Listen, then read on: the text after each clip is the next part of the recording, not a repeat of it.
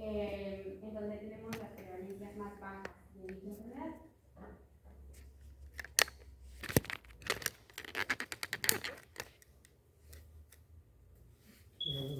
Bueno, hablando un poquito acerca de la etiología, hay que saber que la etiología del lupus eritematoso sistémico actualmente todavía no se comprende, es decir, no tenemos como una causa específica. Un conjunto de crecientes sólidos estudios hasta el día de hoy respaldan la función de los cambios epigenéticos en la patogenia, y la mayoría de los estudios se van a centrar en los linfocitos T, ya que los linfocitos T desmetilidados constituyen una condición suficiente para provocar lupus eritematoso sistémico en los modelos animales. También hay que recordar tres cosas importantes. Los factores etiológicos se van a barajar principalmente en tres grupos o de índole. Vamos a encontrar primero los de origen genético, los hormonales y los factores ambientales.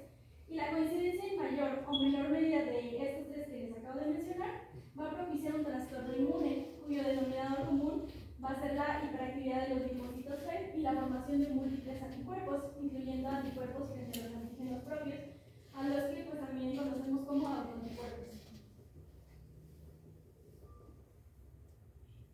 Y bueno, pasando un poquito a la patogenia, vamos a entender que va a haber una relación en gran parte con la producción de cantidades incrementadas de formas inmunógenas de ácidos nucleicos y otros autoantígenos. ¿Esto qué va a provocar? Va a provocar la estimulación de la actividad antiinmunitaria inducida por la inmunidad innata, autoanticuerpos y los linfocitos T.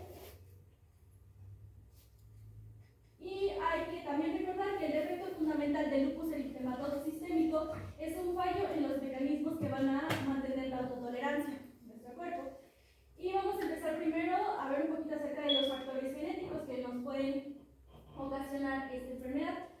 Esta enfermedad es un trastorno génico complejo al que contribuyen genes del CHP y otros. Y muchas líneas de trabajo apoyan una predisposición genética. También los familiares de pacientes tienen un mayor riesgo de sufrir lupus eritematoso sistémico. Además, las pruebas analíticas han demostrado hasta un 20% de los familiares de primer grado sin afección clínica tienen autoanticuerpos y anomalías inmunitarias. Y también hay que recordar que esta va a tener una mayor frecuencia de concordancia, mayor al 20% aproximadamente, en los gemelos monocigóticos que en los disigóticos, que va a ser aproximadamente del 1 al 3%. También algunos pacientes con lupus han heredado deficiencias de los primeros componentes del complemento como C2, C4 o C1. Y bueno, dentro de los factores inmunitarios vamos a entender que hay una persistencia y una activación incontrolada de los linfocitos autorreactivos. El fracaso de la autotolerancia de los linfocitos B nos va a dar lugar a una eliminación defectuosa de los linfocitos B. Ahorita se los voy a mostrar en una imagen para que quede un poquito más claro de la médula, y esto va a causar pues un defecto en los mecanismos de tolerancia periférica. También va a haber una activación de linfocitos TSD4, colaboradores específicos, frente a antígenos de nucleosoma que escapan a la tolerancia y van a ayudar a los linfocitos B a producir anticuerpos. Y bueno, la unión del TLR al ADN nuclear y al ARN contenidos en los inmunocomplejos puede también activar a los linfocitos B. Y los interferones de tipo 1 van a intervenir en la activación de los linfocitos en el lupus eritematoso sistémico.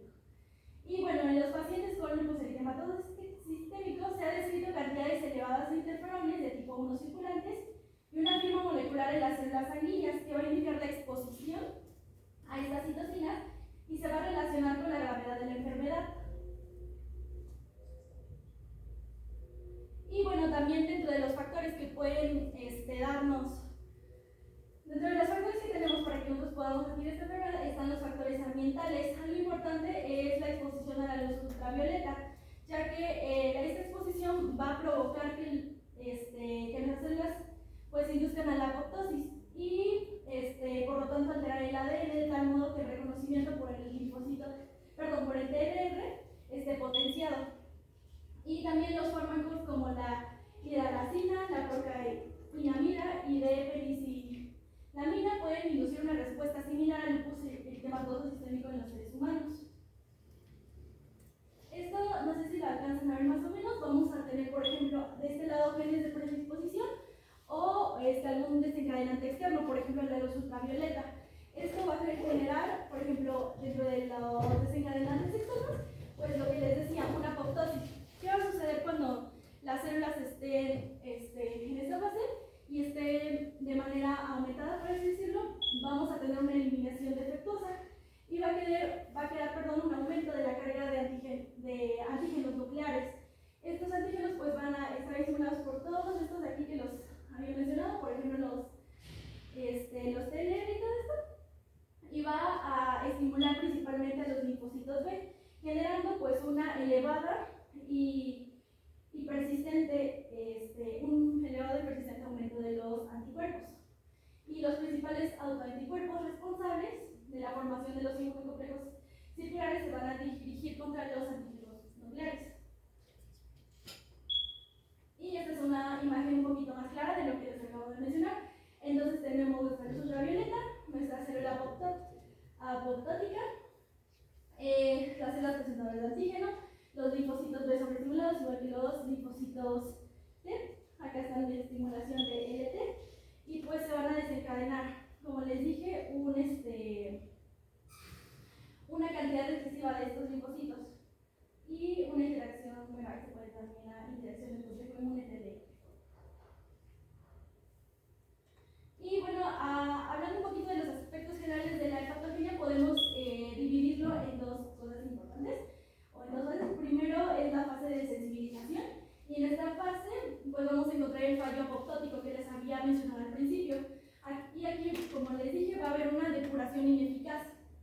Y bueno, también vamos a tener material nuclear antigénica de célula reactivada, la célula reactiva de anticuerpo anti-DNA, y también tenemos la fase efectora. En esta fase, ¿qué va a pasar? Vamos a tener la formación de inmunocomplejos, la activación complemento, el depósito vascular de inmunocomplejos y finalmente vamos a tener una inflamación aguda.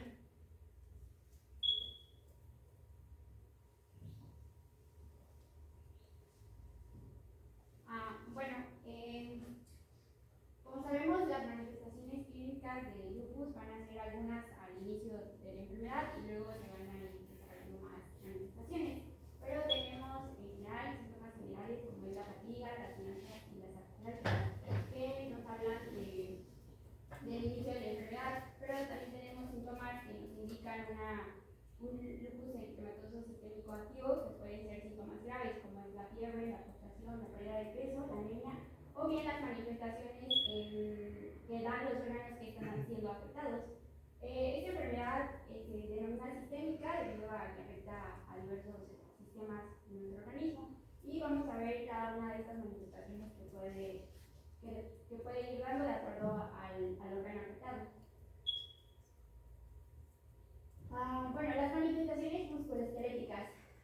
Tenemos que hay una prevalencia un poco elevada y los pacientes que padecen lupus eritematoso sistémico tienden a presentar poliarteritis intermitente. Esta puede ser leve o puede ser incapacitante y se va a caracterizar por un edema en tejidos blandos y por una hipersensibilidad en las articulaciones y o tendones.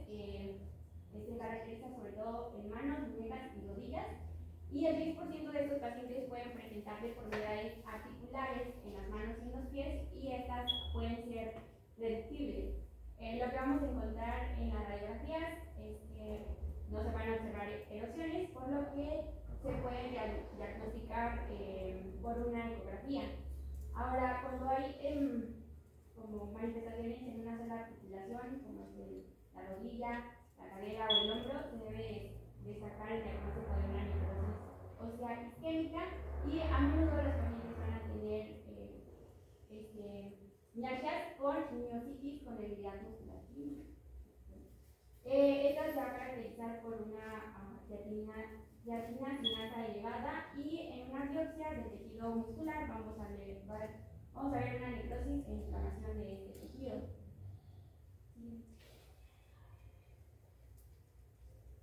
Dentro de las manifestaciones cutáneas, la dermatitis lúpica puede ser aguda, subaguda o crónica, y estos grupos van a comprender distintos tipos de lesiones. Como primer tipo de lesión tenemos el lupus eritematoso discoide. Estas estas es la dermatitis crónica más frecuente en lupus y estas se van a caracterizar por hacer lesiones circulares con bordes eritematosos, hiperpigmentados, escamosos y ligeramente elevados con centros atróficos y despigmentados en el centro.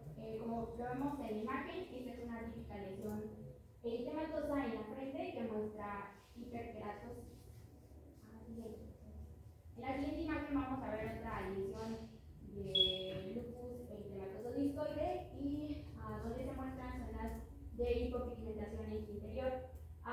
Es importante recalcar que el 5% de las personas o de los pacientes que padecen lupus eritematoso discoide van a padecer lupus eritematoso sistémico y el 20% de los pacientes que padecen lupus eritematoso sistémico van a padecer lupus eritematoso discoide. Otras manifestaciones, siguiendo con las cutáneas, es el lupus eritematoso agudo y es el que usualmente se conoce como eritema en alas de mariposa o rash malak.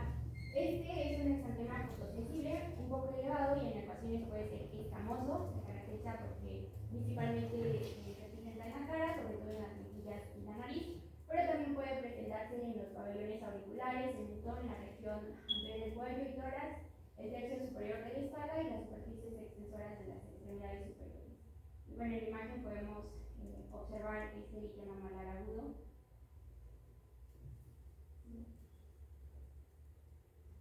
Y también pueden llegar a presentar un lupus eritematoso cutáneo agudo. Este va a tener las siguientes características: van a ser placas escamosas y rojizas similares a las de la psoriasis o lesiones planas circulares con bordes rojos. Estos pacientes van a presentar fotosensibilidad y van a poseer anticuerpos contra SSA. Y en pocos pacientes también va a haber una urticaria recurrente. Esta se va a definir como una dermatitis similar al líder plano, bulas y panucilitis. Este se puede denominar como lupus profundo. Como podemos ver, pueden haber lesiones tanto leves como profundas en las manifestaciones cutáneas y a menudo es como una manifestación principal de la enfermedad.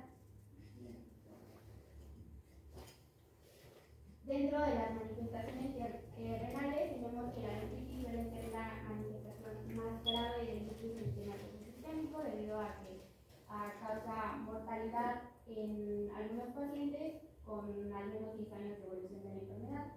Esta se va a caracterizar por ser una nefritis asintomática, por lo que es muy importante realizar un análisis general de orina en todos los pacientes que se pudiera sospechar de esta enfermedad. Esta se va a clasificar de acuerdo a su histopatología, por lo que se le va a realizar una biopsia al paciente. Es importante la clasificación para que se determine el tratamiento y el pronóstico del paciente. Los enfermos con daño glomerular, proliferativo y peligroso casi siempre presentan una hematuria y proteinuria mayor a 500 miligramos cada 24 horas. Y el 50% de estos pacientes van a generar síndrome nefrótico y la mayoría va a presentar hipertensión. En la mayoría de las personas con nefritis lúpica, la aterosclerosis acelerada se vuelve importante después de varios años de evolución de la enfermedad y debe presentarse atención al control de la inflamación sistémica, de la presión arterial, de la hiperlipidemia y de la hiperglicemia en estos pacientes. Dentro de las manifestaciones del sistema nervioso central tenemos que en algunos casos estos constituyen la principal causa de morbilidad y mortalidad y es importante siempre definir si los síntomas están siendo a causa del lupus eritematoso sistémico o de algún tratamiento como glucocorticoides o de alguna infección. Después se debe definir si es debido a un proceso difuso de lupus o a una vasculopatía obstructiva. En el primer punto, en el proceso difuso, es más recurrente encontrar una disfunción cognitiva que se va a caracterizar por alteraciones en la memoria y el razonamiento. También podemos encontrar cefaleas severas que nos pudieran indicar un lupus eritematoso activo, o bien podemos encontrar cefaleas leves que debemos de diferenciar de cefaleas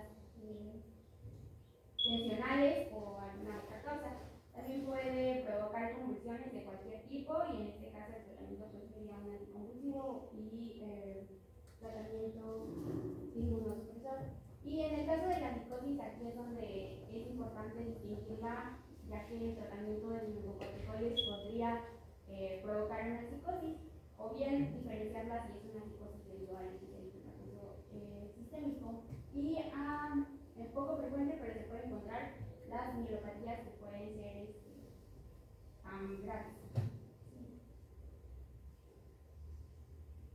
También podemos encontrar obstrucciones vasculares, incluidas apoplegia, infarto al miocardio, y hay que tomar en cuenta que estos pacientes con lupus eritematoso sistémico van a tener mayor riesgo de una isquemia cerebral o de un infarto al miocardio.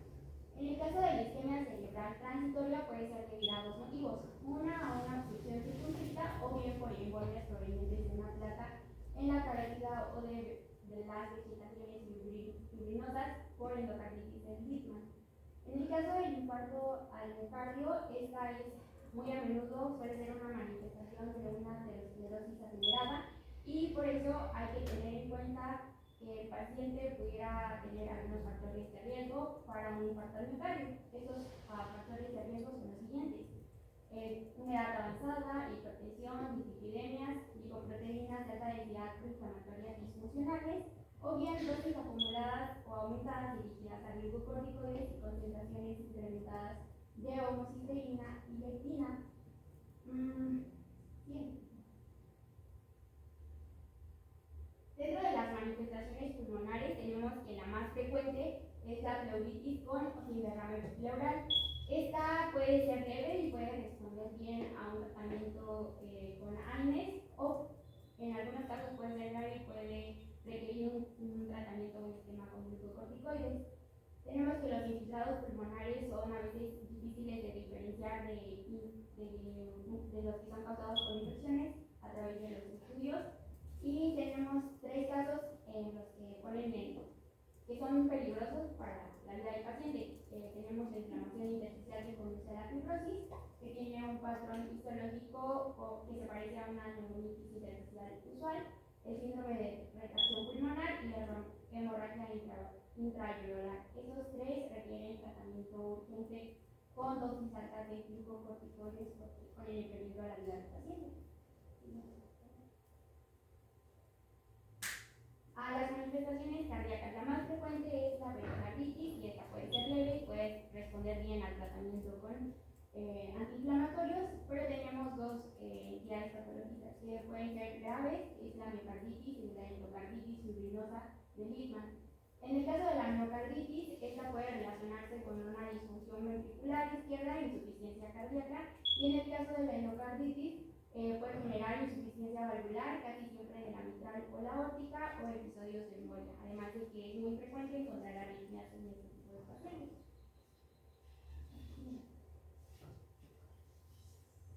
Dentro de las manifestaciones hematológicas, la más frecuente es la anemia, y esta va a tener una anemia normocítica normocrónica debido a que es un reflejo de la enfermedad crónica y el resultado del uso alterado del hierro.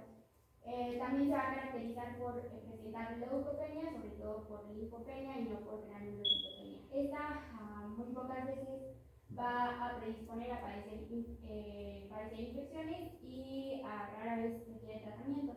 Sin embargo, lo que sí genera un problema es la trombocitopenia. Esta, cuando es mayor a 40.000 por microlitro y no hay hemorragia anómala, pues no se va a requerir algún tratamiento. Pero si la trombocitopenia es significativa, pues hay que buscar un tratamiento, o si tenemos una trombocitopenia prolongada, va a requerir otro tipo de tratamiento, como es la administración de rituximab o factor de crecimiento plaquetario, o bien la esplenectomía.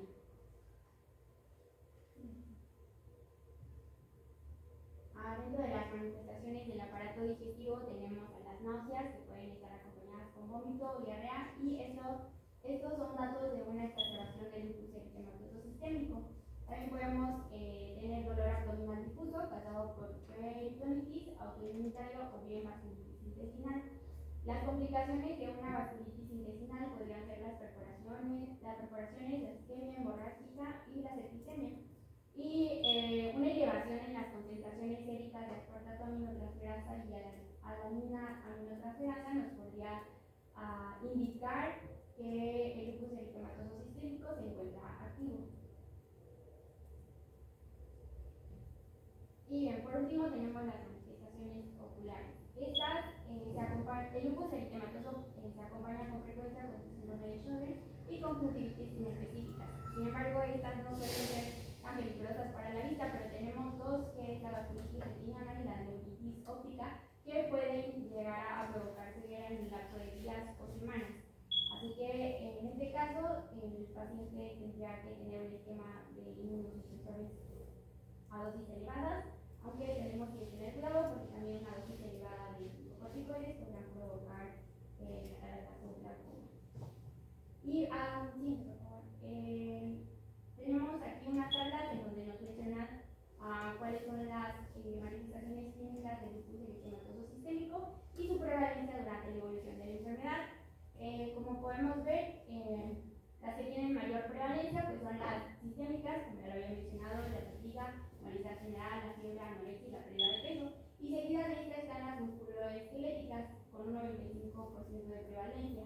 Dentro de las musculoesqueléticas tenemos a las artralgias y a las mialgias con mayor prevalencia, que por ejemplo, que una miopatía y miositis. Y en el caso de una miopatía y miositis es más prevalente una miopatía.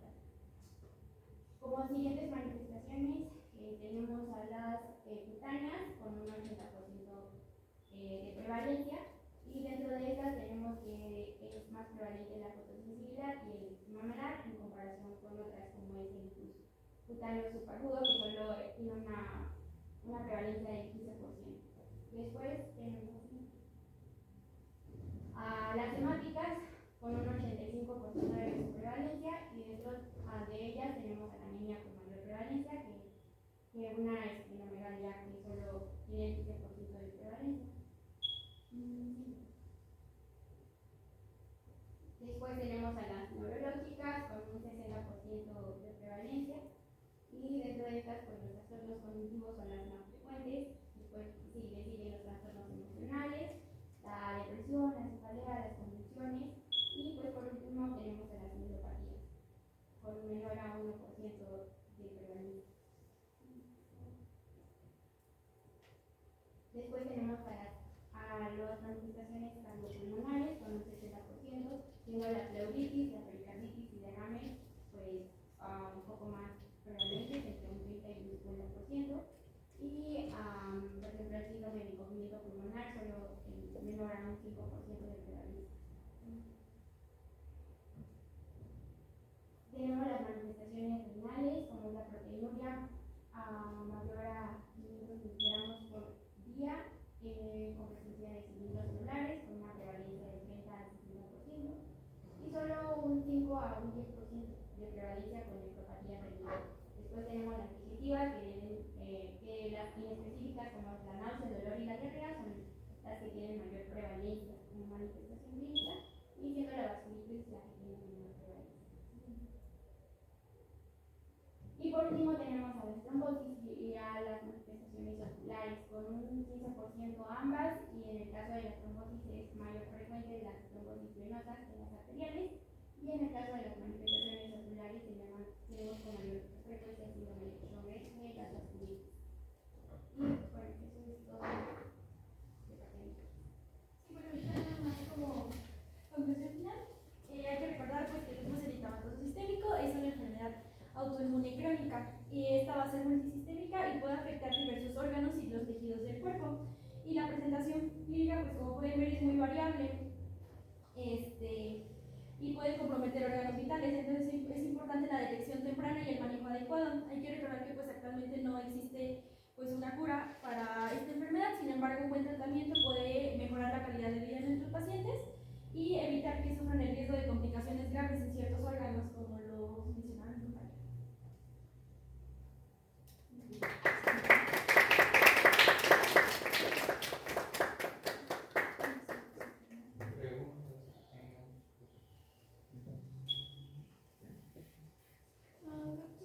La trombosis va a ser por la elevación de lipoproteínas.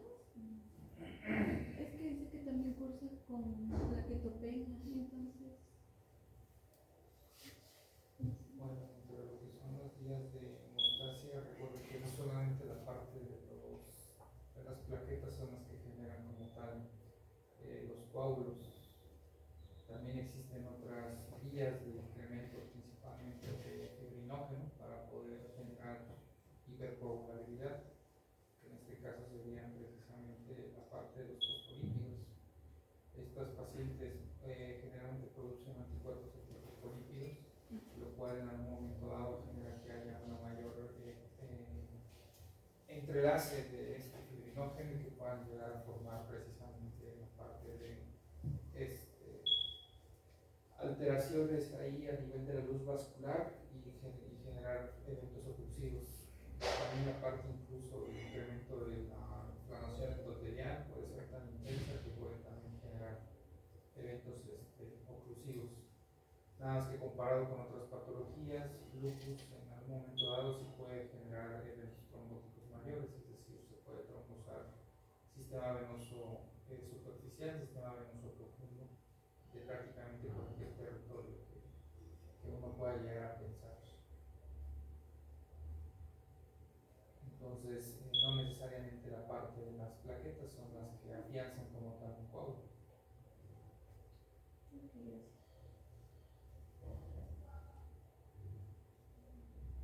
¿Alguna otra pregunta, chicos?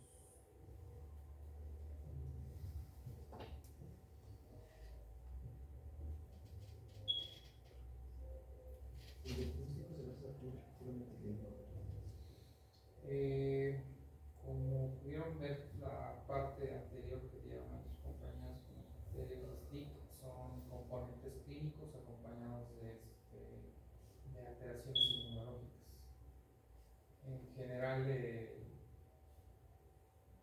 es un poco difícil en algún punto darle el peso totalmente o 100% a la parte clínica. Siempre se tiene que acompañar de un criterio como tal inmunológico.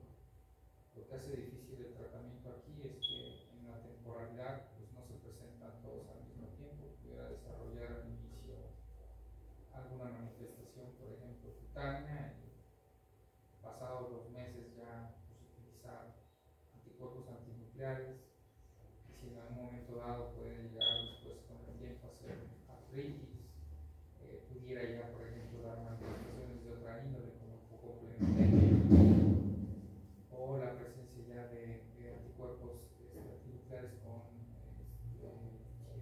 referencia específica como los anti-DNA o anti-SM o ROI. Entonces darle puro peso hacia la parte clínica a veces es un poco difícil, pero pues al final si insisto, si ven a una paciente con el fenotipo de riesgo que tiene la edad de mayor prevalencia, se acompaña de las manifestaciones quizás clínicas más frecuentes, pues evidentemente es una paciente que la dejamos como sospecha y de ahí, aunque no tenga como tal inmunológicos, pues se le da como tal seguimiento y pues el tratamiento en algún momento dado de manera empírica.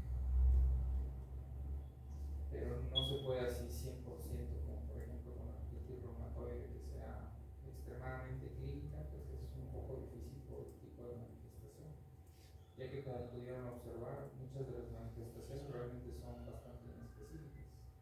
Yo les podría decir, por ejemplo, las manifestaciones, por ejemplo, cardíacas, que da serositis o derrame pericárdico, pues es más frecuente que otras patologías que no necesariamente lupus. Por ejemplo, no sé, algo que se pudiera llegar a confundir, el hipotiroidismo, que también en mujeres jóvenes, también puede causar como tal la parte de cardíaco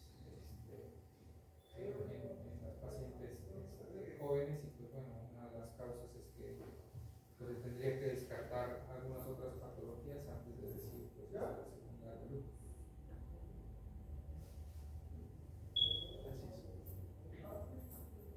¿Alguna otra duda que tengan, chicos? Ahora nada más lo que les faltó a la doctora, pero mencionar cuál de todas las manifestaciones clínicas que vieron ahí, cuál es el orden de frecuencia en cuanto a la prevalencia de estas manifestaciones. prácticamente las cutáneas, que por eso se le sigue dando como tal el nombre de eritematoso, pues son las más frecuentes. La más frecuente como tal pues es la parte subacuda, que es el eritema malar, que es algo muy característico de estos pacientes que ahora describieron ahí sus compañeras. Ver lupus cutáneo como tal agudo pues es un poco menos infrecuente incluso que la parte del eritema malar, y lupus cutáneo crónico pues también igual es un tanto infrecuente. Incluso se habla que estas partes de el lupus de hecho son localizadas, ya que muchas veces no progresan hacia otro tipo de manifestación sistémica, sino simplemente se quedan limitadas a la piel. Después de las manifestaciones cutáneas, las que le seguirían serían las musculoesqueléticas. Después de las musculoesqueléticas, como tal, las hematológicas y inmunológicas, y después de ahí pues todas las demás. Afortunadamente, aunque la parte más gravosa podrían ser el resto de los órganos, son realmente no tan frecuentes en los pacientes con lupus, como desarrollar nefritis, desarrollar alteraciones pulmonares como una vasculitis pulmonar, que pueda llegar a generar hemorragia alveolar difusa. Las manifestaciones como tal neurológicas también igual son poco frecuentes, pero bueno, al final de cuentas, si ustedes ven a alguien con artritis joven que tiene ahí, de repente se les deschaveta, pues una de las cosas que tienen que pensar es precisamente la parte de lupus. Cuando yo era R1 de medicina interna, básicamente más o menos a medio año, nos mandaron a rotar al hospital Juan Ramón de la Fuente, que es el Instituto Nacional de Psiquiatría, y pues ahí en la rotación, fíjense que llegó el caso de una paciente joven, 24, 25 años, si mal no recuerdo. Estaba casada con un empresario, el empresario pues bastante dinero, etcétera, y terminó yendo ahí porque le recomendaron, y pues por las influencias que tenía el señor, pues logró que la atendieran rápidamente.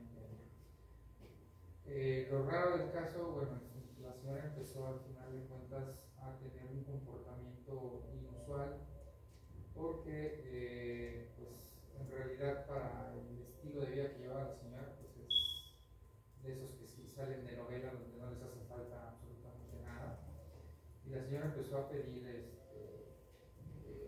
aprender cosas nuevas, empezó a tomar clases primero de pintura, y pues al esposo no se le hacía raro que tuviera un par de cuadros ahí que realizaba.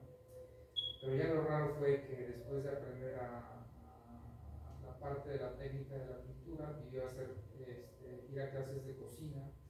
Y de las clases de cocina, pues obvio, al principio pues, se le hacía buena idea al esposo que llegara y lo recibiera con banquetes. Pero posterior a ello, esos banquetes se convertían en hasta 35 a 50 platillos que cocinaba durante el día la señora.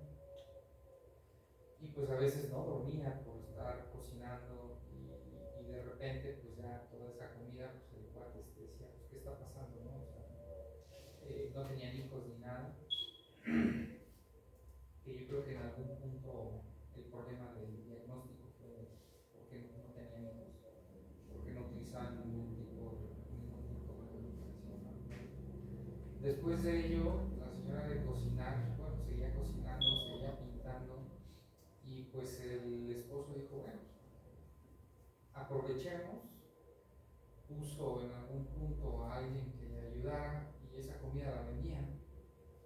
Y la señora pues cada vez eran más y más y más, hasta que llegó el punto donde el esposo refirió que más o menos en 24 horas llegaba a cocinar hasta 150 platillos, todos diferentes, ¿no? Y de ahí, pues bueno, al esposo pues ya como que decía, no, pues qué chambeadora es mi señora. Y de repente el comportamiento nuevamente cambió y empezó a tener un comportamiento hipersexual la señora. Es decir, le exigía al marido, a lo que vienes, mijo. Y entonces llegaban a tener en algún momento dado eventos íntimos, pues hasta 10, 12 veces en el día que exigía la señora. Pues obvio, pues quién aguanta. Y la señora, cada vez que exigía, pues el esposo ya no podía, y entonces la señora se empezó a poner agresiva, porque le decía que le engañaba, ¿no? El vato pues ya no podía. Y pues bueno, al final de cuentas es ahí donde este cuate dijo, bueno, pues ahora sí ya me empieza a preocupar, porque pues, ya cocina demasiado, a pesar de que se vende, sigue cocinando, sigue pintando, casi no duerme, exige demasiado, no se le ve que se le agote la pila, y ya empieza a tener comportamientos donde lo cegaba mucho, luego seguía a su oficina, en fin, muchas cosas.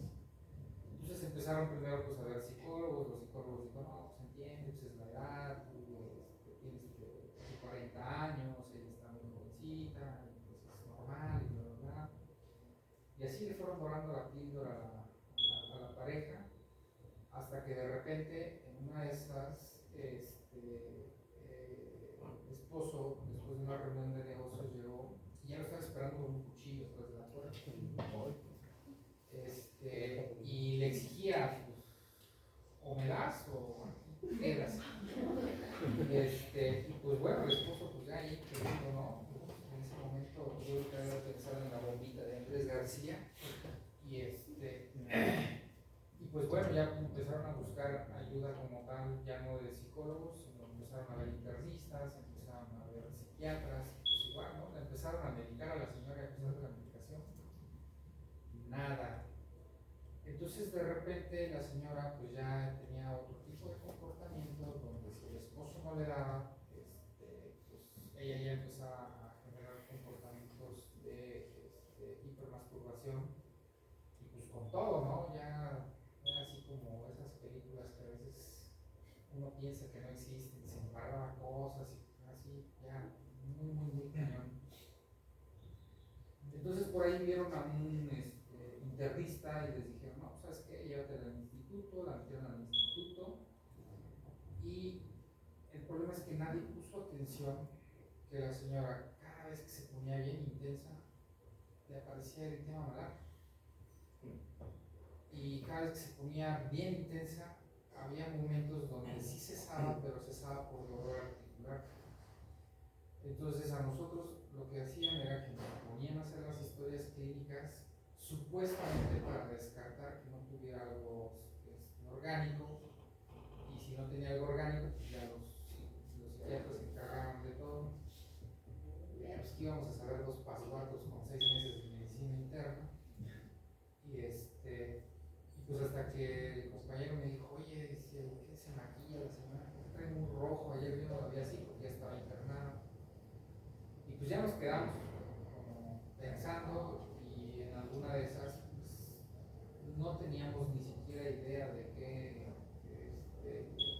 podría en algún momento dado haber sido, y les dijimos a los adscritos que si ya habían tomado algún estudio del sistema nervioso central, y no, sí, la TAC está reportada como normal. Y entonces mi compañero dijo, bueno, ¿por qué no le toman una resonancia? A lo mejor tiene una lesión que no se ve en la TAC. Y efectivamente sí, le toman una resonancia contrastada y tenía lo que se llama trombosis de la recurrente de Hughes. Entonces, pues como una paciente tan joven tenía un EBC, entonces empezamos a buscar y pues le dimos ahí varios años, entonces el instituto tiene un buen de lana, el señor tenía mucha lana, y le pedimos de todo, y dentro de eso le pedimos también fosfolípidos y antinutrientes.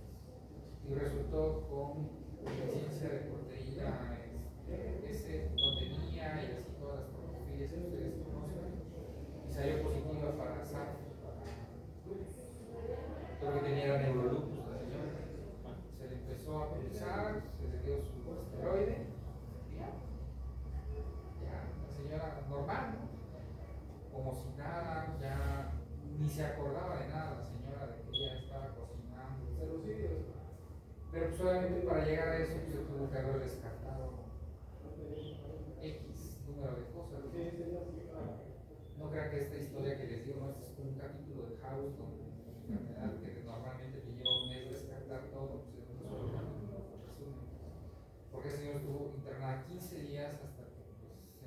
ocurrió en algún momento dado que vi la parte de estudios de neuroimagen, y pues la verdad es que en ATAC no se ve absolutamente nada hasta que se hizo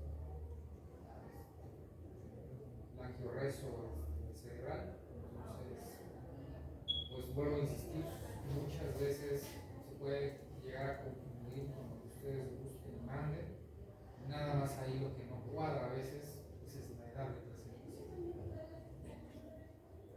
Entonces, por ejemplo, una miocardiopatía dilatada, no la buscas en un joven, la buscas normalmente en una persona mayor, porque usualmente el porcentaje más alto, por ejemplo, es cardiopatía isquémica, pero pues si encuentran una miocardiopatía dilatada en un paciente joven, pues piensen que posiblemente pueda ser lupus, si es que no encuentran otra explicación.